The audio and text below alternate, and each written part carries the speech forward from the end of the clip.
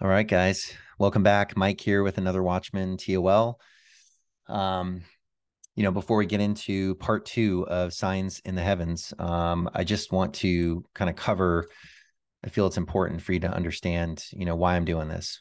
What are the motives? I think that, motive behind any of the videos that we post is important because it shouldn't be about views or popularity or sensationalism. It shouldn't be about making any money unless that's really the Lord's will, like if it's something you're doing full time. And I think it's important for you to know what my motive is as I share this content. So first, God tells us in his word to watch. In Matthew 24:42, he says, "Therefore keep watch, because you do not know on what day your Lord will come."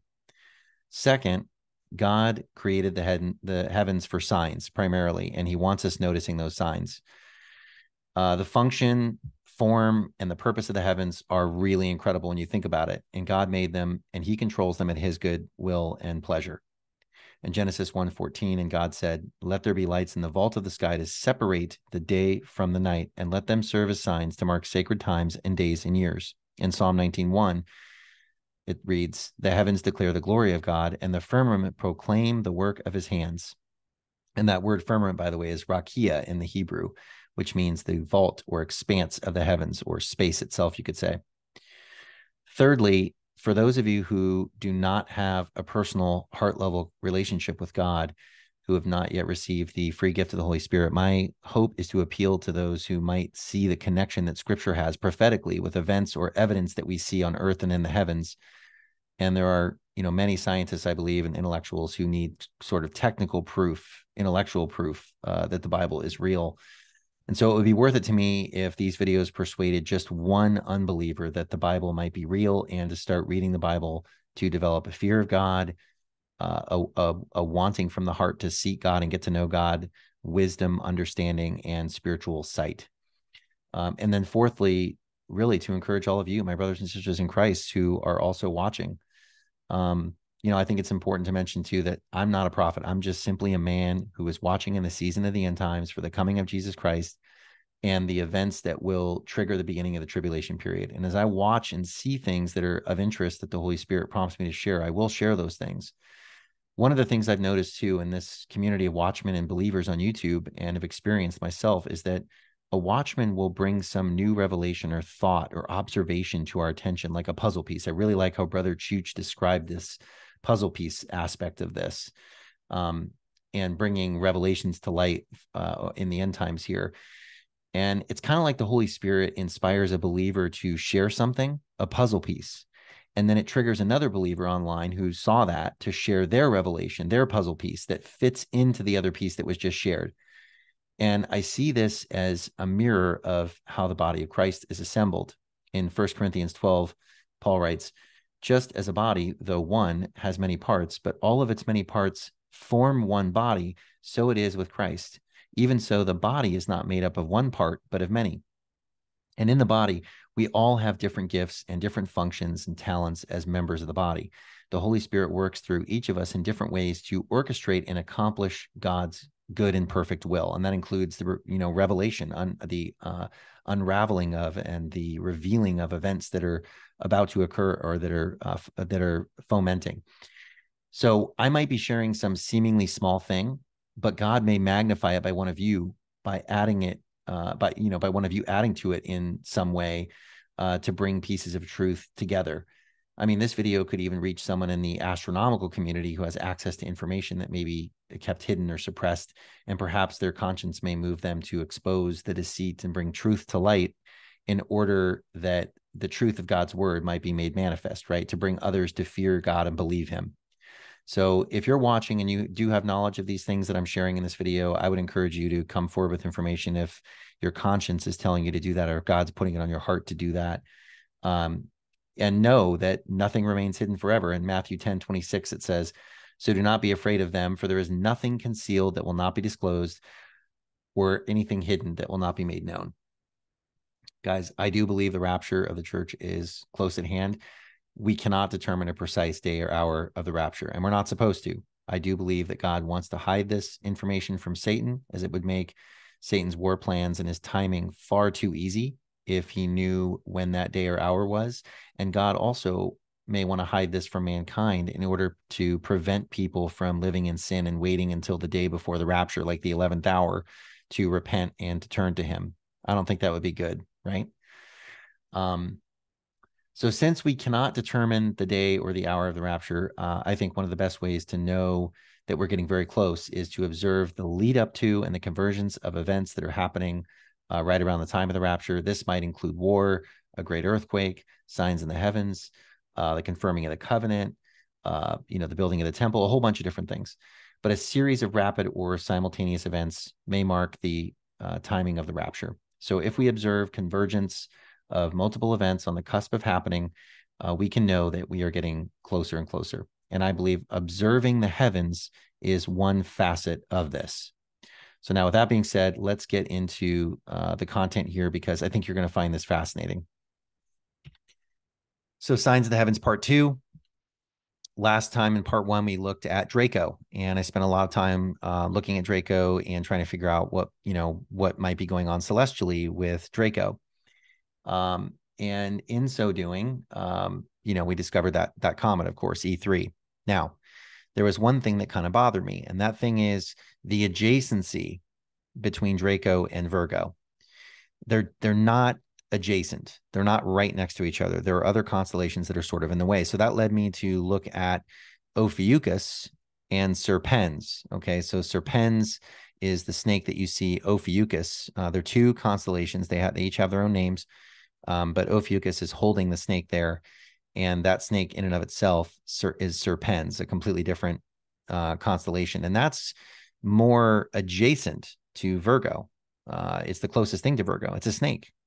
So I spent a lot of time looking at celestial objects and things that may be happening around Serpens, and I didn't really find anything. It doesn't mean that nothing is going to happen there. It just means that I didn't find anything. But I did think that the adjacency with Draco could be problematic, because when you look at Revelation 12, verse 4, it says the dragon stood in front of the woman who was about to give birth so that it might devour her child. So we're talking about a very close proximity here. It's what it sounds like in Scripture, even when you read it in the in the Greek. So, when you look at the artist depiction here from Stellarium of Virgo, the woman, and the direction that she's kind of facing, and, she is kind of facing Draco. So, okay. Draco is kind of in front of her from that standpoint, but, I wanted to look at really close proximity, right? And so that caused me to start investigating Virgo more closely.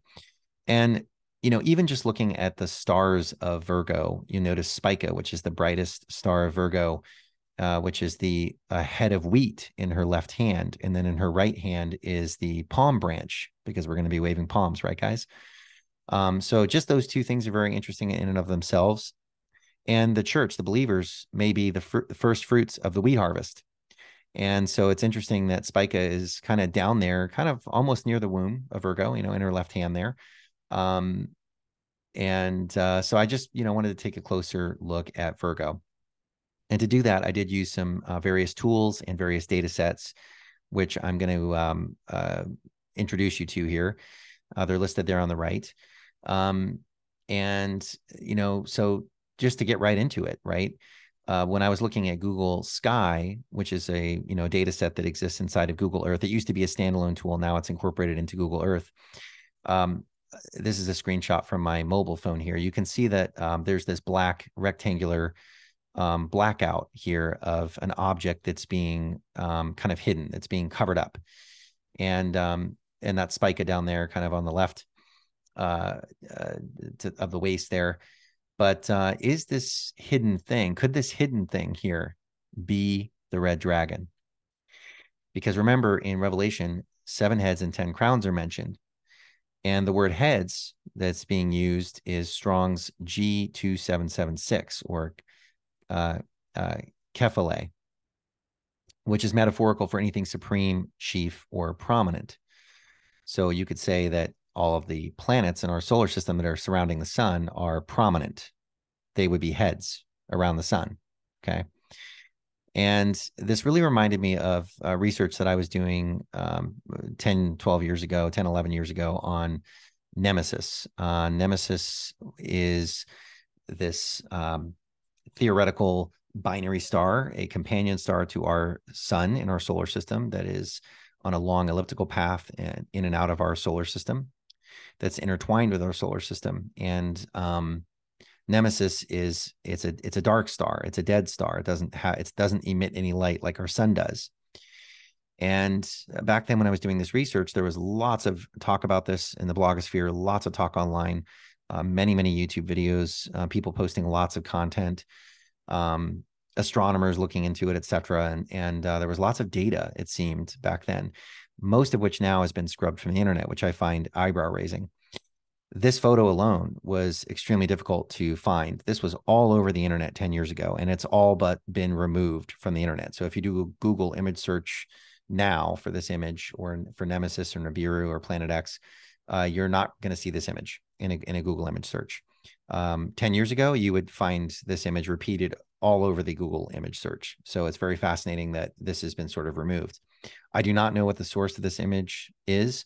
I can't remember if that was even disclosed, but this was sort of in some circles being factually stated as Nemesis, a companion star to our star.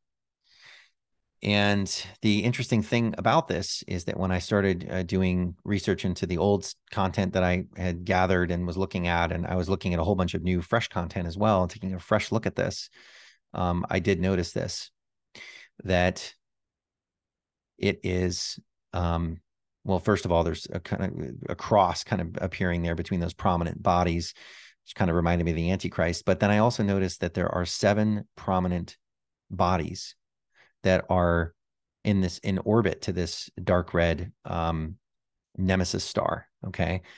And so I wondered, okay, could this Nemesis star, this dark star, this brown dwarf planet or red dwarf planet, could that be representative of the red dragon? And could the 7 planetary bodies that are in orbit to it, surrounding it, could those be the 7 heads? That's the question I'm looking at here. Now, what's interesting about Nemesis is that the name Nemesis means archenemy. And that is, I mean, from a biblical comparison, when you look at Genesis, and the sun, the sun, is really comparative to or figurative to Jesus Christ, God himself, or Jesus Christ. Okay. It gives light, it gives warmth, it's life-giving. And Nemesis is figuratively Satan. It's archenemy. Satan is the archenemy of God, is the archenemy of man. And the Nemesis, if it were in a binary star system, Nemesis would be a companion star to our sun. It would be engaged or entangled or intertwined, interacting with our sun on a gravitational level. And so our sun is very stable and centered and omnipresent and very visible, and it's available, right? Whereas this Nemesis dark star, if it's in a long elliptical orbit, it's running to and fro. That's what Satan does. He runs to and fro. The brown dwarf star is dead.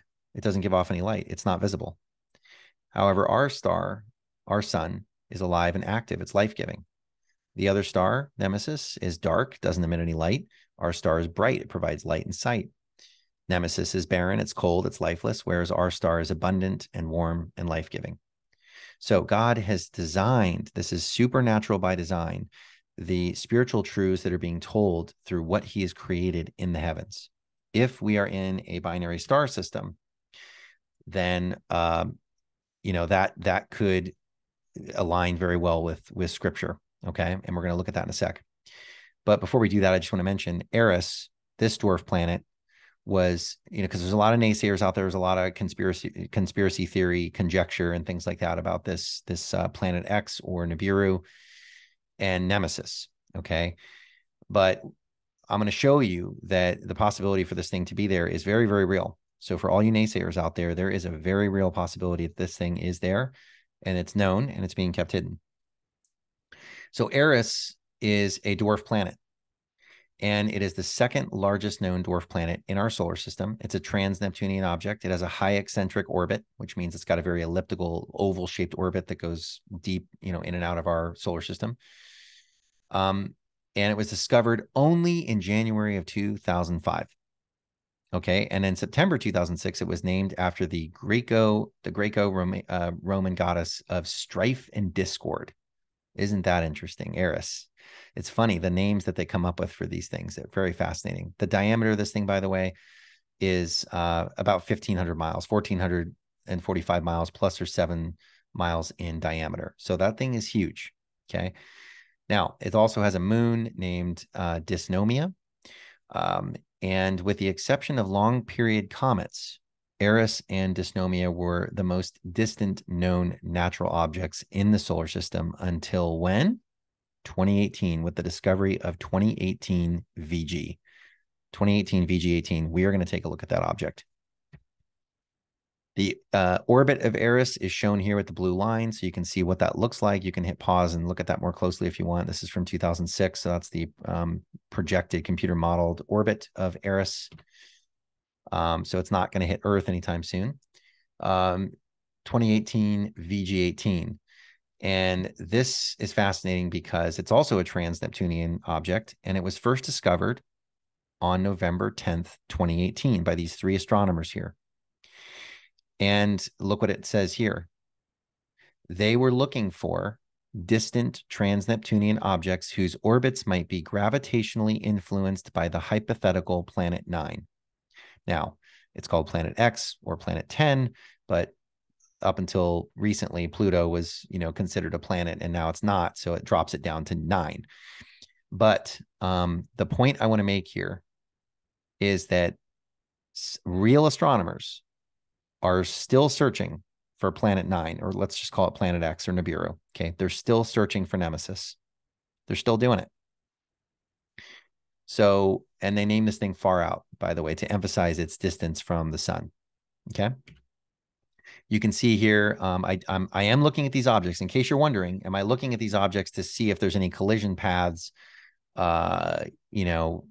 in these orbits that these far out elliptical long, objects have? And I am looking at this. I am looking to see if they have any intersection paths. And so far, I'm not finding any. If I do, I will share that. Okay. But you can see the orbital path here, and it's quite large. Okay. And notice how it's listed as an asteroid as well. So binary star systems, they do conform to the scriptural precept of the separation between dark and light, which is fascinating, right? In Genesis 1:4, and God saw the light that it was good, and God divided the light from the darkness. He divided the light from the darkness. So think about that in terms of the physical bodies of these 2 suns that are intertwined. We have a bright light star, and then we have a very dark star that just can't be seen. It's dark, Nemesis, right? So they are divided. And then in Genesis 1:14, and God said, let there be lights in the firmament of the heaven to divide the day from the night, and let them be for signs, for seasons, and for days and years.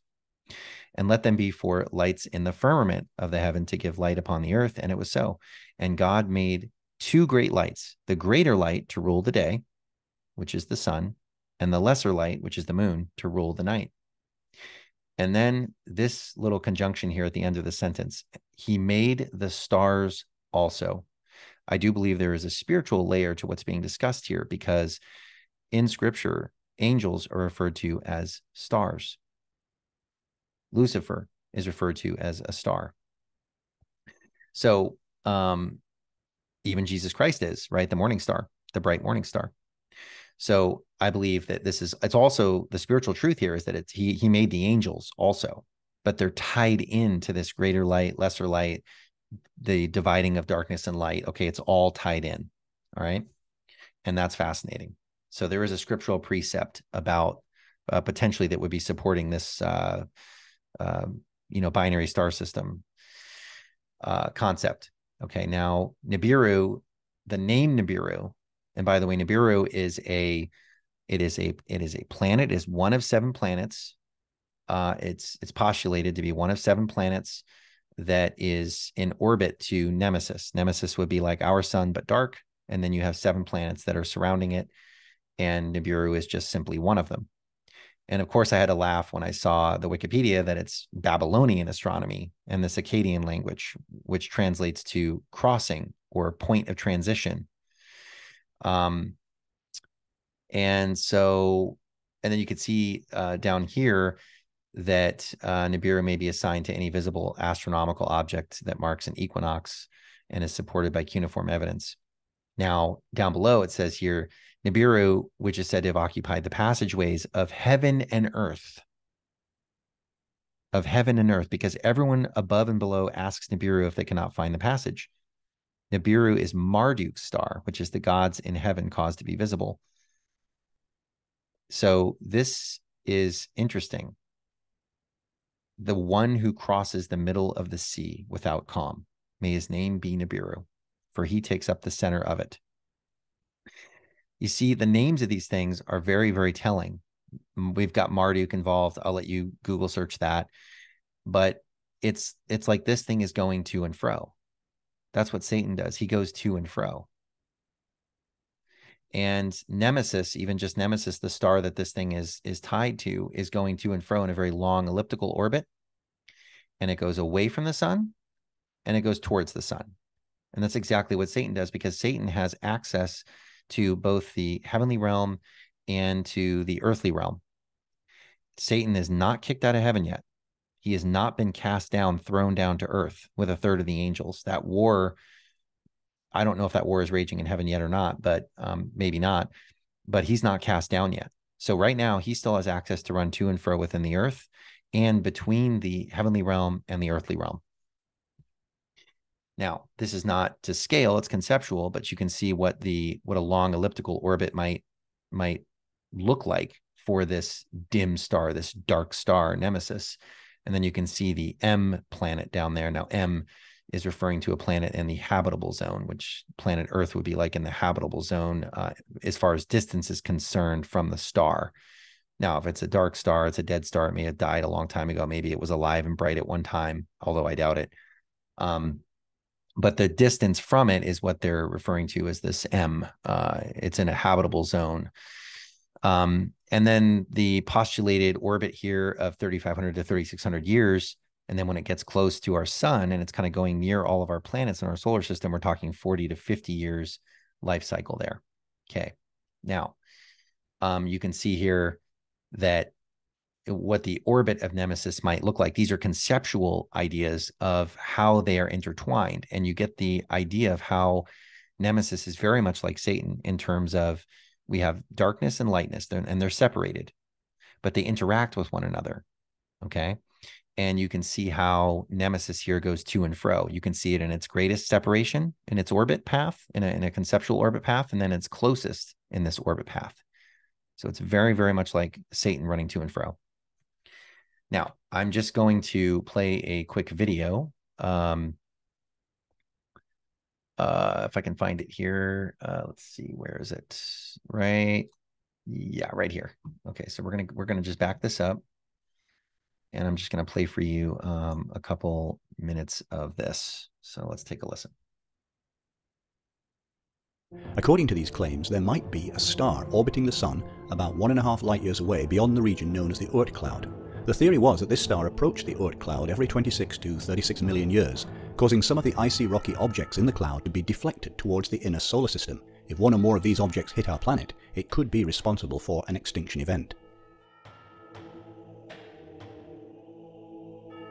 This hypothetical star, which periodically might cause death and destruction on Earth, was named Nemesis, which means arch-enemy. Some researchers pointed to a remote body in the solar system called Sedna as evidence of the existence of Nemesis. Sedna is what's known as a trans-Neptunian object. Its orbit is very large and very elliptical. Its unusually stretched out orbit might be the result, it's been suggested, of the gravitational influence of a large undiscovered planet, or Nemesis. Astronomers began searching for signs of Nemesis, the Death Star as the popular press described it. In the 1980s, the infrared Astronomical satellite found no traces of it. Between 1997 and 2001, the 2-micron all-sky survey came up empty-handed. And in 2011, the Wide Field Infrared Survey Explorer, WISE, also failed to find any signs of Nemesis. So right there, those three pieces of information on the screen right there are incredibly important. They're important because they tell a story. You can't go get billions of dollars to create these infrared satellites that need to be super chilled, with either helium, liquid helium, or liquid nitrogen, and spend all the money to get them launched into space unless you have some kind of evidence. Researchers had to have had evidence, numbers, math, proof that there was a celestial body, or is a celestial body, that they need to look for, that is a dark star, that is something that can only be seen with infrared. And otherwise, you're not getting authorized billions of dollars to go and build this and do all this.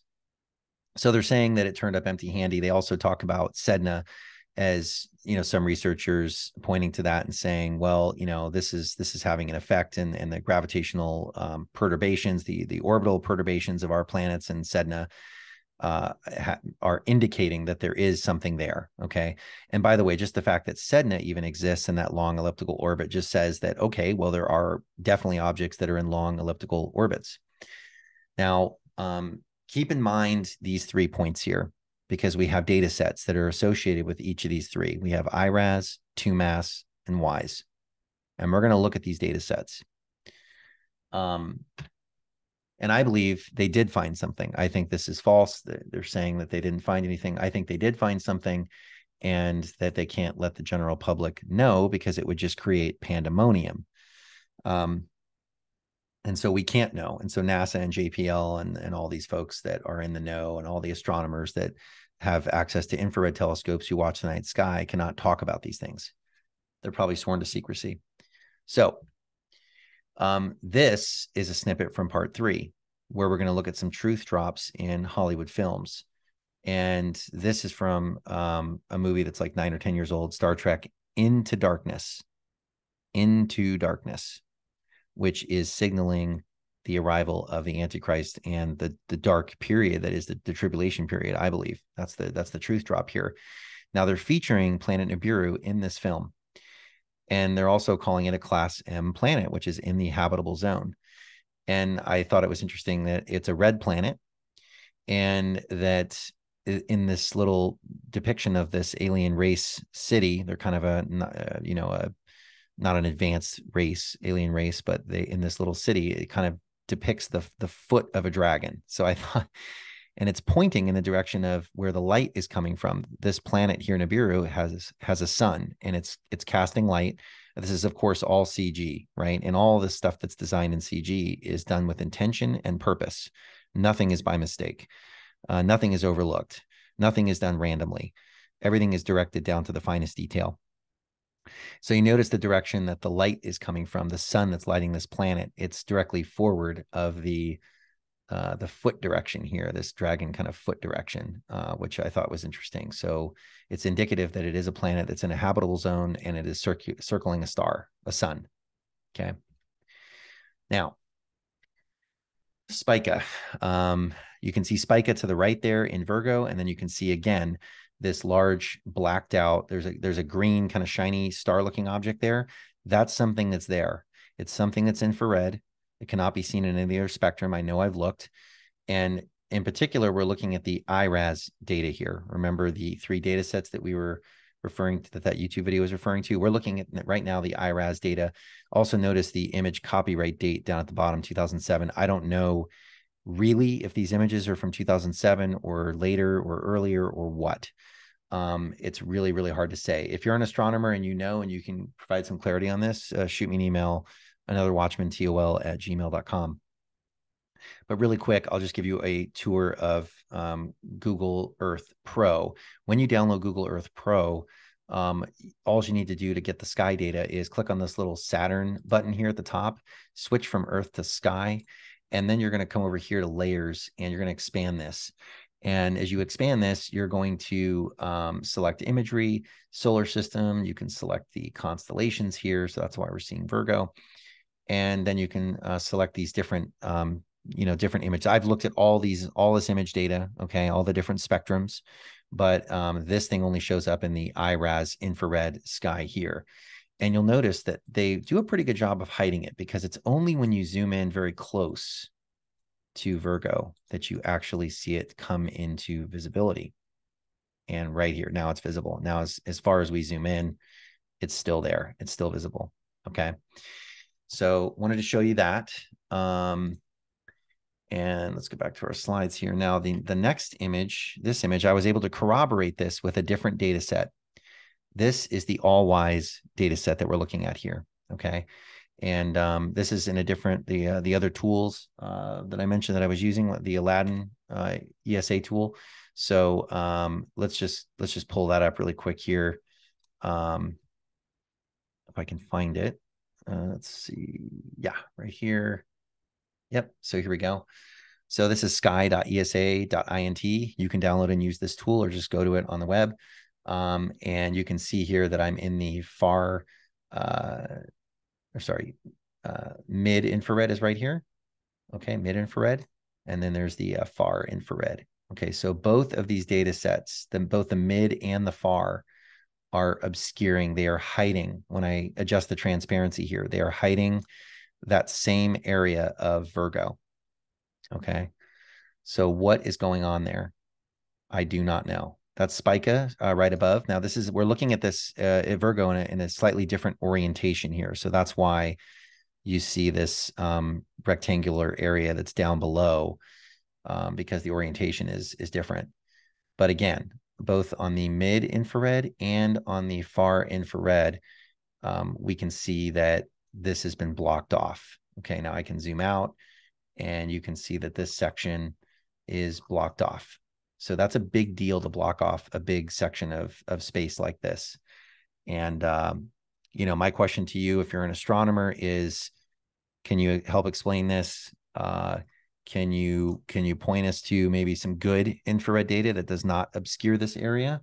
That would be fantastic, but it just raises my eyebrow and makes me, you know, kind of wonder, again, is the red dragon in Virgo hiding, laying in wait, ready to devour the child as soon as it's born?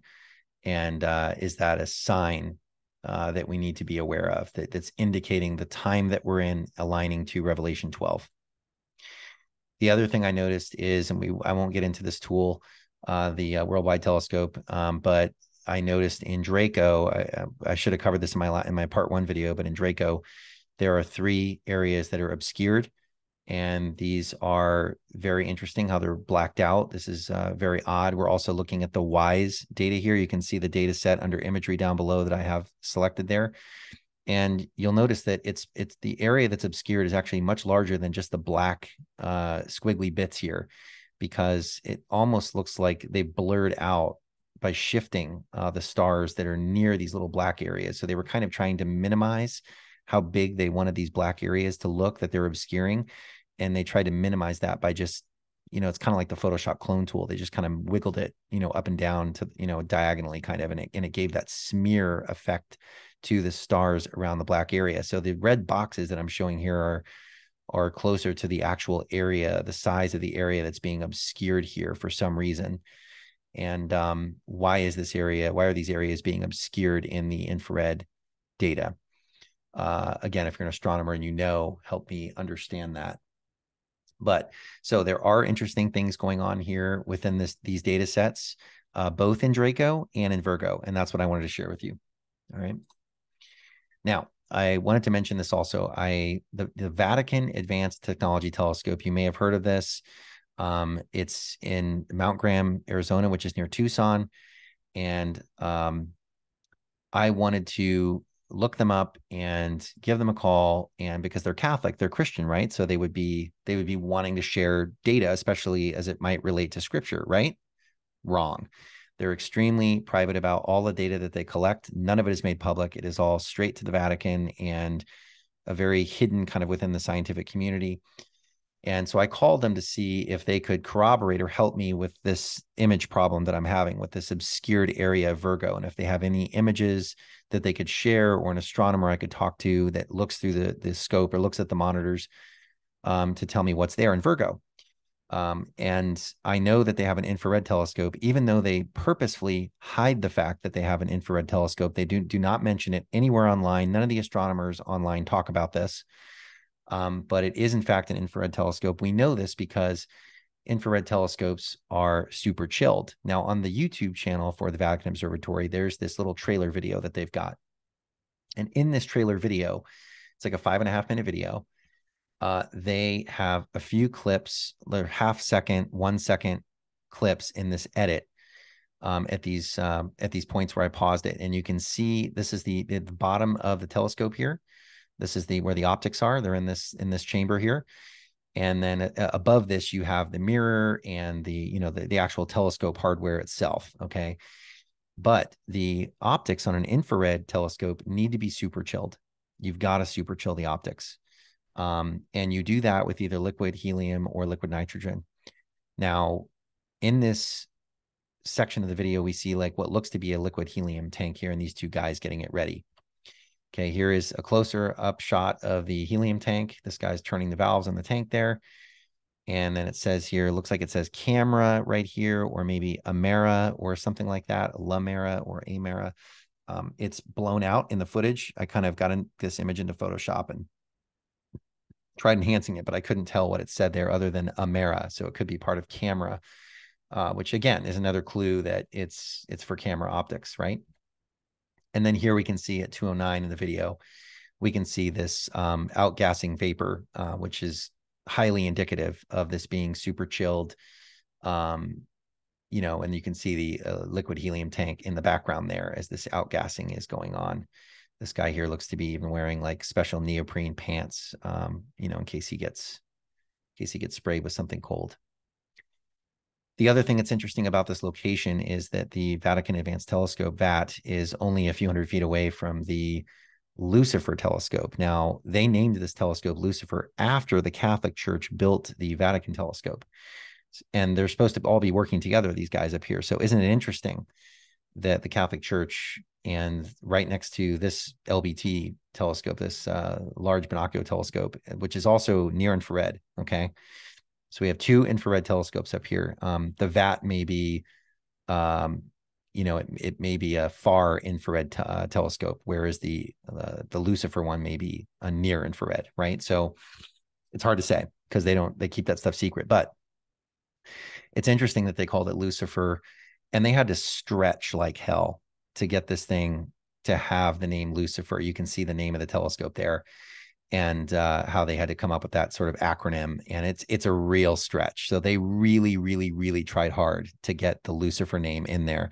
Now, there was a gigantic naming controversy over it, not with the Vatican folks. They didn't care. But with the folks in the general public, they seem to care a lot about that. And so because of that controversy, they later in 2012 changed the name to Lucy. Okay. Now scientists and astronomers just call it the LBT.